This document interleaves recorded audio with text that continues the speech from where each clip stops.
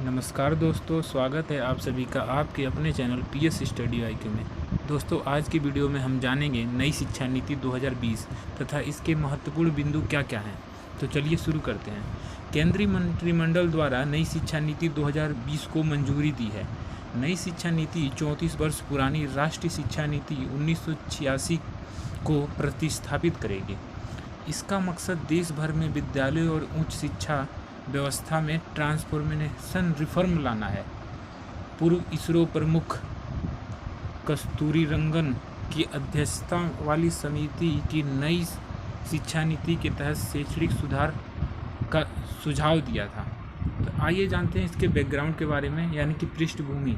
नई शिक्षा नीति का प्रारूप 1986 में तैयार हुआ और 1992 में इसे अपडेट किया गया।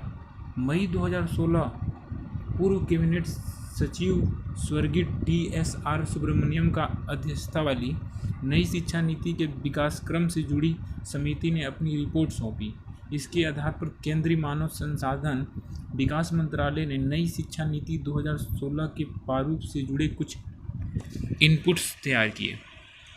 जून 2017 की कस्तूरंगन की अध्यक्षता वाली नई शिक्षा नीति प्रारूप समिति का गठन। समिति ने अपनी रिपोर्ट केंद्रीय मानव संसाधन मंत्री को 31 मई 2019 को सौंपी। आइए देखते हैं MRHD के नाम में परिवर्तन। कैबिनेट द्वारा मानव संसाधन विकास मंत्रालय यानी कि ministry of human resource development का नाम बदलकर शिक्षा मंत्रालय करने की भी मंजूरी दी गई है। नई शिक्षा नीति 2020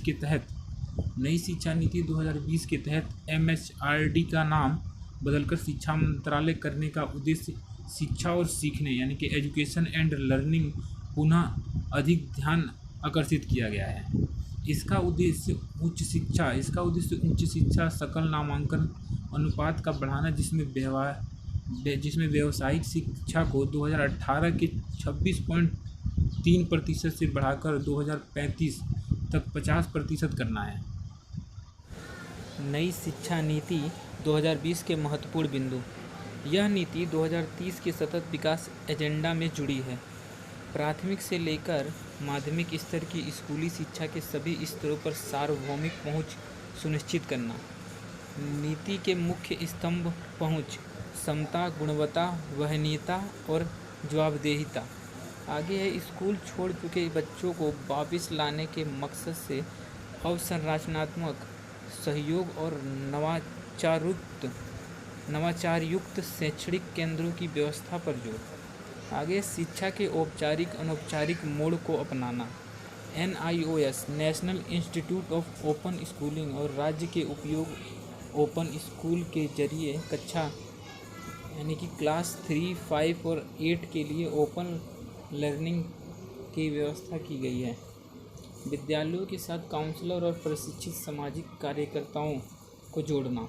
आगे नई व्यवस्था में 12 साल की स्कूली शिक्षा के तहत 3 साल की आंगनवाड़ी प्री स्कूलिंग भी शामिल है।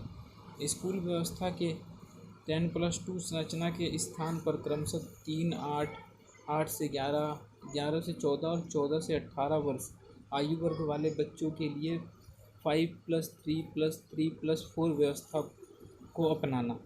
विद्यालय छोड़ चुके लगभग 2 करोड़ बच्चों को मुख्य धारा में लाने का लक्ष्य।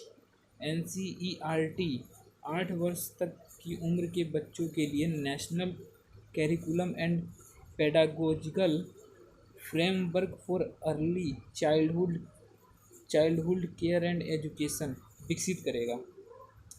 आगे फाउंडेशन लिटरेसी और न्यूमरेसी को महत्व देने के मद्देनजर national mission on foundational literacy and numeracy स्थापित किया जाएगा। नीति में सभी विद्यार्थियों को ग्रेड 3, 5 और 8 में स्कूल एग्जामिनेशन में बैठने का जिक्र। ग्रेड 10 और 12 की बोर्ड परीक्षाएं पहले जैसी रहेंगी। नीति में गैर लाभान्वित क्षेत्रों और समूहों के लिए जेंडर इंक्लूजन फंड और स्पेशल एजुकेशन जोन की स्थापना की चर्चा होगी। स्टैंडर्ड सेटिंग निकाय और के तौर पर एक नेशनल असेसमेंट सेंट्रल परख यानी कि performance assessment review and analysis of knowledge of holistic development की स्थापना होगी। उच्च शिक्षा संस्थानों में 3.5 करोड़ नई सीटें जोड़ी जाएंगी। उच्च शिक्षा के स्तर पर शोध संस्कृति और शोध क्षमता निर्मित करने के लिए राष्ट्रीय शोध फाउंडेशन का गठन होगा। संपूर्ण उच्च शिक्षा के लिए भारत का उच्चतर शिक्षा आयोग सर्वोच्च निकाय होगा। इसमें मेडिकल और लीगल एजुकेशन शामिल नहीं है। आगे देखते हैं कुछ और महत्वपूर्ण अन्य तथ्य। डिजिटल लर्निंग के मद्देनजर नेशनल एजुकेशनल टेक्नोलॉजी फोरम का गठन होगा। पाली, फारसी और प्राकृत के राष्ट्रीय संस्थानों की जिक्र होगी। नीति में 100% युवा और वयस्क साक्षरता प्राप्ति